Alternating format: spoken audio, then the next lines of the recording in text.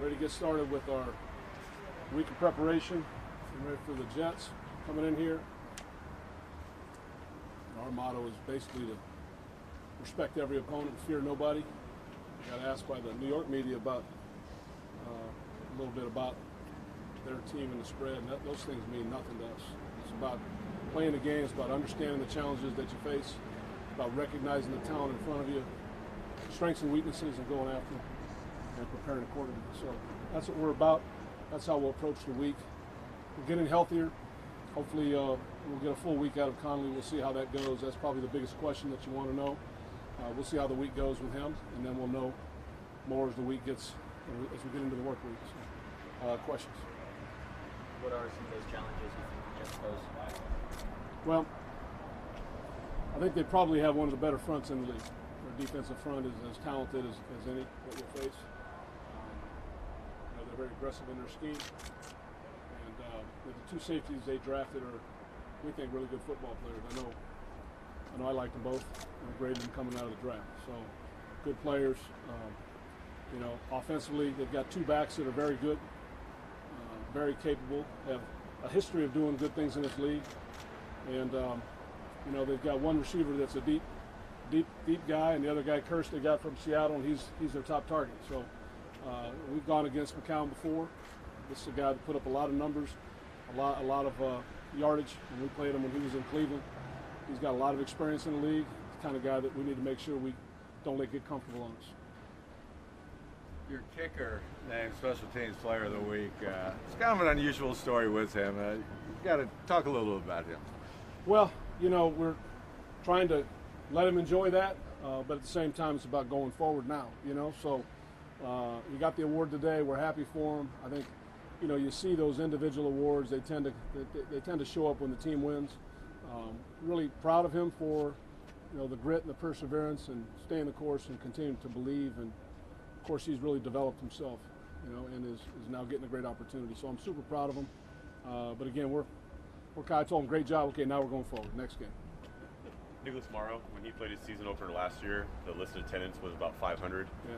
It was closer to 70,000 on Sunday. Based on how he plays, is it easy to forget just where he comes from and how small of a program he was at before this? Yeah, stories like that are an awesome part of our league. Guys come from different backgrounds, different experiences growing up. Obviously, he hadn't even been in front of 1,000 people, much less 70,000. So, tremendous jump there. But like everything, he's worked hard with the opportunities he's had. He's developed as a player. He's created a little bit of a role for himself, and he was called on to go in a key moment, and he didn't blink. He made a play for us that ended up being a huge play in the game. Hey, Coach, that touchdown that Lamar had, the way he bowls in the end zone, yeah. Is that just a testament to his work in the offseason? And when was the last time you ever took you see a wide receiver do that? I don't know. Probably seen some bigger guys do that. Amari's, he's got a lot of desire, got a lot of talent. He's working really hard. He wants to have a great year, and I think he stayed up and made a good move there toward the end zone. He got a little bit of help from his teammates.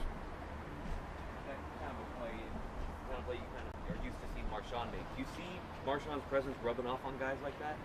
Oh, I don't know if I'd be ready to say anything like that, but I think he definitely brings a certain physicality. But I think Coop's going to be known more for his ability to run and separate, and not so much running people over.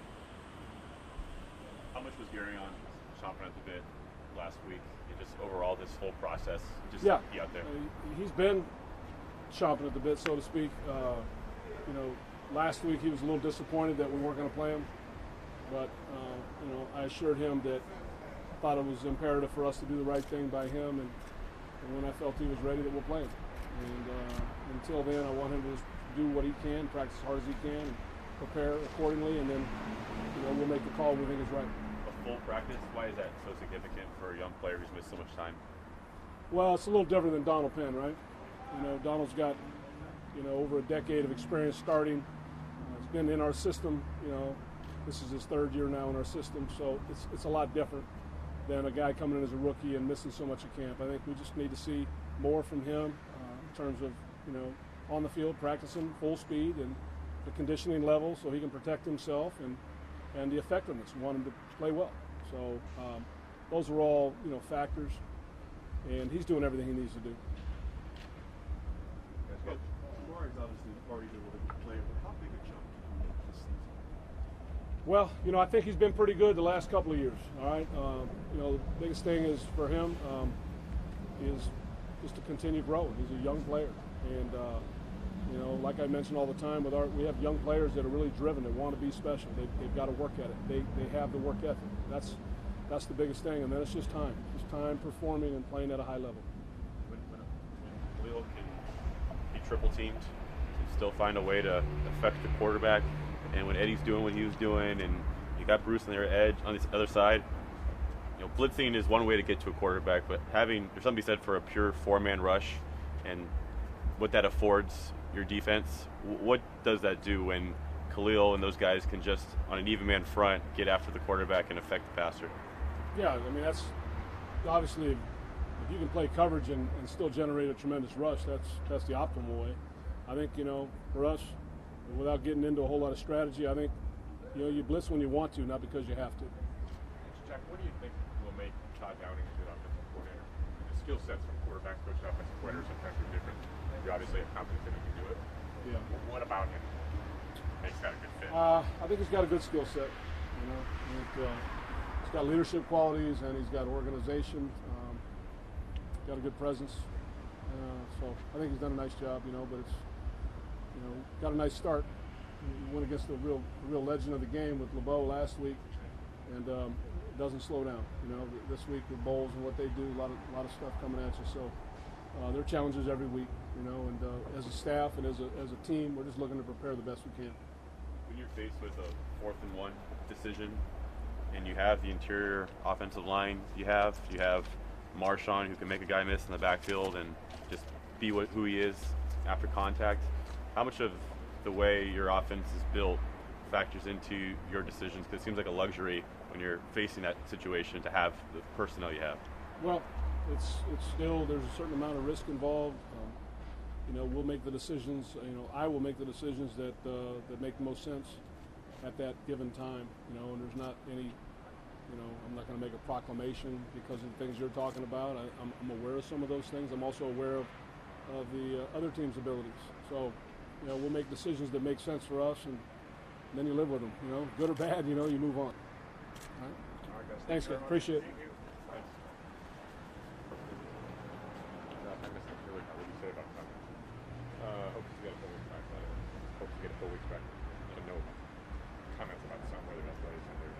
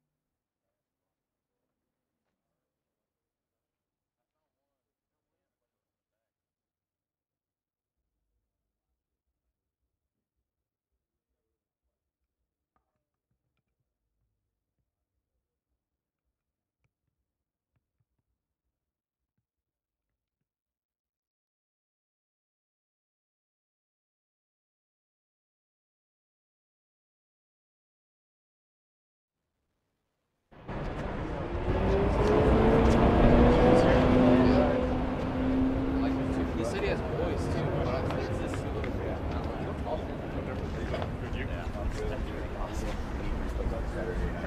Those secrets. Oh, lesser athlete would have went down. That was nice.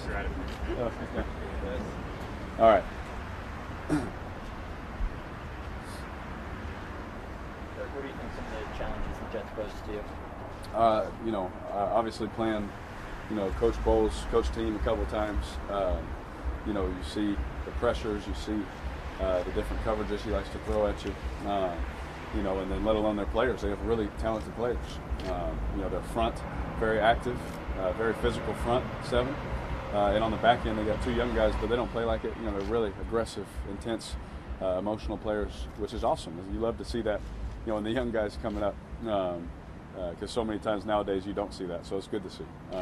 And then their corners are super fast, super talented. They have a first-round pick in that group. He was.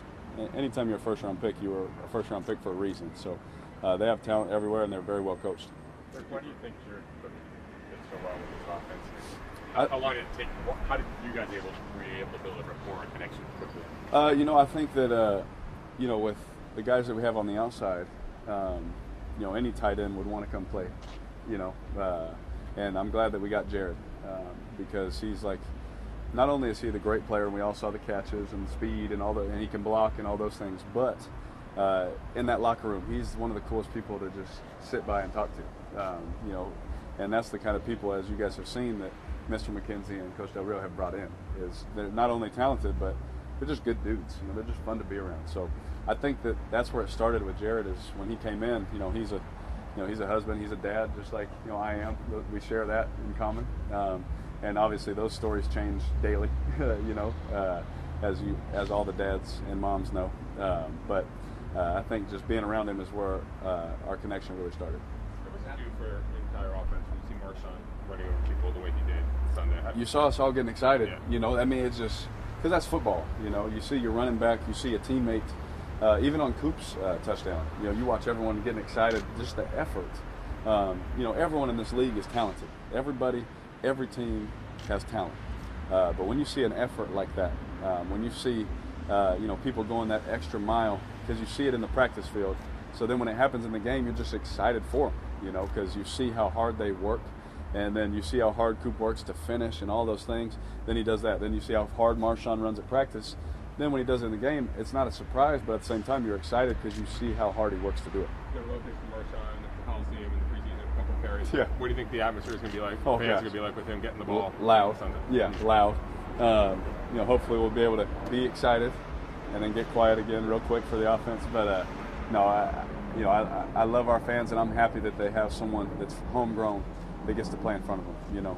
Like him, like TJ, and a couple other guys. But it's just so cool.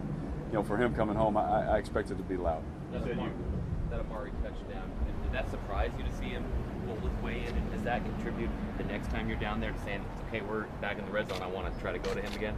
Yeah, I'm always going to go to him. Obviously, we didn't hit on all of them that we wanted to hit on, and that again, I credit that to being the first game, and because we were just a little bit off on my end, on his end, whoever it was. It doesn't matter. Our team didn't score on certain ones, so the confidence will always be there. You guys know that. As we've talked about with some guys when they've dropped a couple, the confidence is always there, and they know that. So we're not worried about that, but it will never shy. I'll never shy away, even good or bad, from just reading it out and doing what we got to do. But being able to throw the ball in front of the goal line as well as in the end zone is going to help us. If we can do that and score, it makes the defense have to pick. Can you describe what it's like for a home opener in front of the Raider Nation for people who haven't been to it? Oh, it's rowdy. I'm glad that I'm a Raider. When I'm a part of it, it's exciting. It's an electric atmosphere. I haven't been able to play in one, but I'm pretty sure it's like a playoff game. I'm pretty sure it's that kind of feel. So, I think that our fans are the best in the world. Whenever we play at home, there's nothing like it. I've been able to play at some special places, and this is definitely one of them. What do you think about that bold move Amari made hitting the end zone? What do you just think his game is at? I was very excited because we scored. It's always nice to throw an easy pass and let it go for a touchdown. Those are always fun, but I think the way that I feel about it is, I just feel comfortable, throwing him any route, whether it's him coming in the middle, on the outside, deep, short. I think that he's worked his tail off and proven to myself that, he can really do it all. Darren, all the talk this week about Giorgio and his sort of unique story. What's it like from your vantage point, like seeing him come in and do what he did? Absolutely amazing. It's like, some of these things are like a movie, all 4 years that I've been he's been around in OTAs, he's been around at camp, then we cut it, and every time he comes back, it's like, oh, what's up, man? So I'm glad that he's here to stay for a little bit. He's doing some really good things, and talk about a guy that deserves everything that's coming his way. Just a good person. It's kind of the theme around here. He's a good dude, and he works his tail off. Whether he had a good day or bad day, in the 4 years I've known him, he's always the same. I know as a kicker that's tough, but I think he's got a good head on his shoulders. The running back rotation, you guys certainly made a commitment to keeping Marshawn fresh while also getting him involved. What do you see in terms of Jalen and DeAndre? When Marshawn isn't in the game, how you guys can still do what you want to do as an offense? Yeah, what's cool is it's something that was a big emphasis for us going into the season was we don't want to be limited by our personnel groupings. We talked about Lee and all those things, how he's just a blocker. Well, that's not the case. He has some of the best hands we've ever been around. We need to incorporate those. And same thing with our backs. Although Marshawn is our starter and sometimes he's not in there, those other guys come in and we're not going to change what we do. We're going to play football. And we have to be able to do that if we want to compete each and every week with all these good teams. Yeah. Jalen and DeAndre have similar skill sets in some regards. What do you see in terms of what each of them provides when they're rotating in? Yeah, Jalen and DeAndre, they're both explosive. We all know that. Really good hands, good route runners. They're really good at pass protection. Even though we had like a little slip up on one, that didn't bother me at all. Again, I credit that to being the first week. Hey, getting your fundamentals back right, kind of a deal. And I think that with both of those guys in the game, they do similar things, but they give us two options. They give us two fresh bodies, so to speak. Any more for Derek, guys? Good. If you want to hang there, we have Thank you. Giorgio coming over. Oh!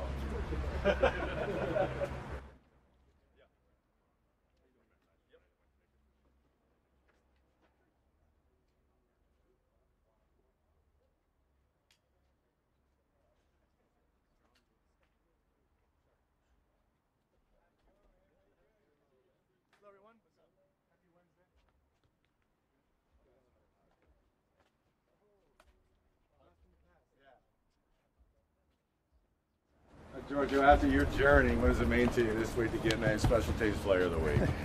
Very special, but as I said after the game, for me it's about the team, and usually when an individual gets recognized, it's because the team did something special, and for me I rely so much on my teammates, both to block for me or else things would go pretty poorly, and to kind of hold me up when you're going through the tough times, when you're waiting for the call, when you're hoping to make it, and that's why I'm just we had a little meeting after the walkthrough, and everyone's congratulating me, and just grateful to be able to share it with them.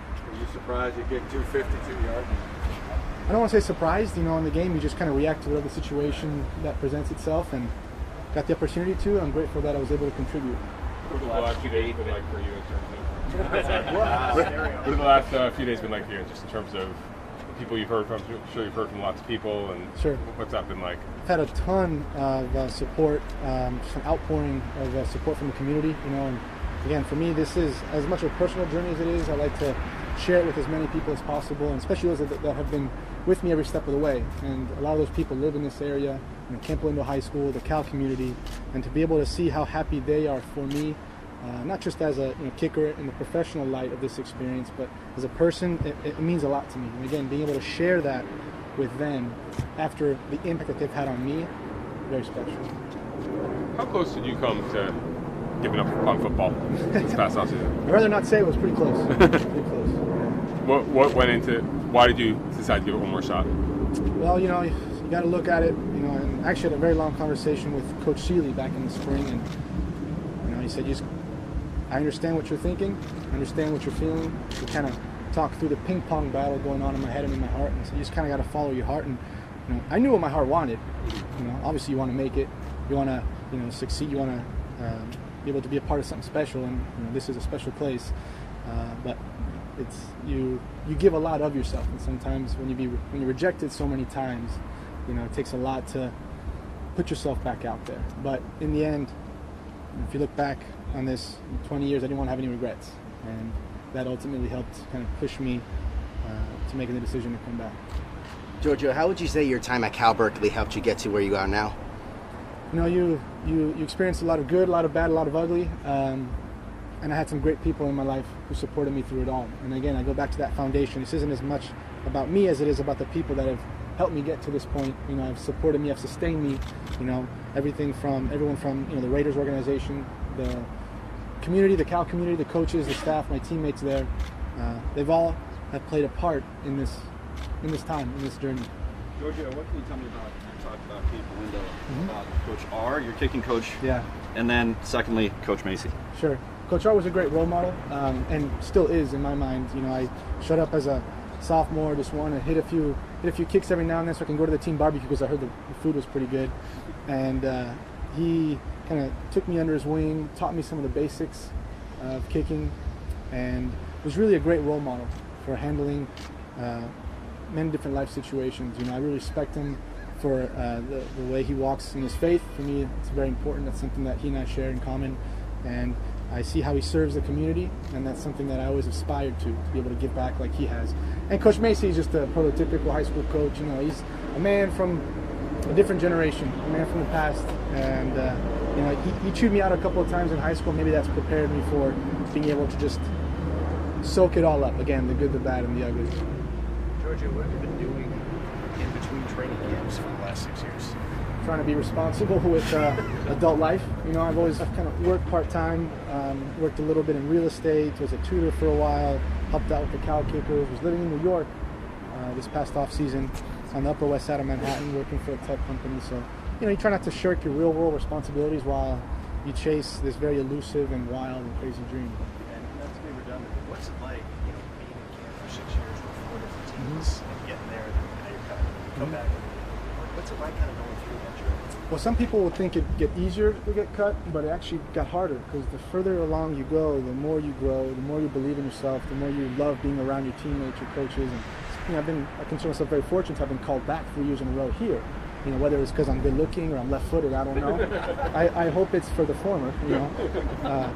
But it's hard to kind of devote yourself to the team and want to give and want to serve and give yourself fully, and then the business decides that, you know, it's time for you to move on, at least for the time being. So it is difficult, you know, and that's something that why I keep going back to the great support I've had in my life, because there were difficult times when you question, you know, can I keep giving myself in this way only to be rejected again? And, you know, Shakespeare said his coach had loved and lost and said never loved at all. Sometimes I question that, but again, right now, you know, I'm grateful for that. And in 20 years, hopefully I'll look back and say, you know, whatever happens, I gave it everything. You talk about the left-footed. Obviously, it's an opportunity here, but did that limit your opportunities to take in other places in terms of teams that maybe wanted to have, if they had a competition, they want 2 right-footed guys or 2? Sure. Is it? I've heard that. Whether that's an excuse or reality, I don't know. As I've gone through this journey, I've always tried to take full responsibility. I never want to blame anybody else. You know, if I didn't make the team, it's because I needed to do better. I needed to convince them, and obviously I didn't. So whether that was the reason or not, it's out of my control. Was it ever a hard decision coming back here, knowing they had a guy who was so established that you keep coming here? You know, it's not like it was an open competition when you come here and Janikowski's here. Was that ever difficult? Did you ever think maybe I should go somewhere where there might be a better chance to? You know, you think of those things, but there's only one team calling, so if you want to go back to football, there's only one opportunity. And again, I say I'm grateful for it because, you know, what Coach Del Rio has done here, what this team is doing, and what this team will do is special. So to get to be a part of it, you know, intermittently for a couple of years, hopefully for, you know, moving forward for a long period of time, you know, after Seabass, I'm just grateful to have gotten the taste, you know, and gotten the chance to continue forward. How many friends and family are you going to have Sunday at the game? I don't know, not too many. Not too many. Knowing your journey, how overwhelming has it been handling all this newfound attention? It's been a challenge, definitely, because, you know, in my mind, you know, you go on the field, you do your job, and there's a subtle joy to it, you know. And I think I've talked to older kickers, and they just say you kind of got to stay even keeled. And maybe my personality isn't necessarily of that, you know, cut from that cloth. But, you know, in this case, I'm very pleased with how the game went. But, you know, my mind was already thinking, how do I approach the next game like a pro? You know, this time from the inside out, not from the outside in. In your first training camp, Brad Seeley was there. For him to be here now as someone who saw and understands the start of your journey and to see where it has progressed, for you, what's that meant to have his support all along as being that phone call that would keep you in training camps? It's been absolutely unbelievable. He's been a wonderful mentor, kind of a role model as well. You know, I think he's become him in that, you know, I use him as a resource. You know, when I'm experiencing things, when I have some things I want to work on from a technical standpoint, when I'm curious about different situations and how they play out, how I should approach them, I'm very comfortable going to him. And he's always been very honest, always been very straightforward with me, and I feel like he's a great support for me. Giorgio, I know you've been up the smart for the past couple of days. How many times do you think you hear the text inbox? A few times, and I'll say it again like I said the other day. If you've texted me congratulations or kind words of support and I haven't come back to you, I apologize. Just know that the feeling is absolutely reciprocated. I'm so grateful for the outpouring of support, and I hope to be able to share more moments with you. Okay, guys, thank you very much. Thank you, guys. Have a good one. No problem.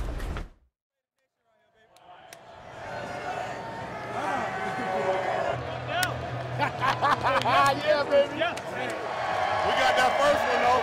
We gonna keep this train rolling, baby. Let's go. Yes, sir, baby. First of many. First of many. We're the next to take over, baby.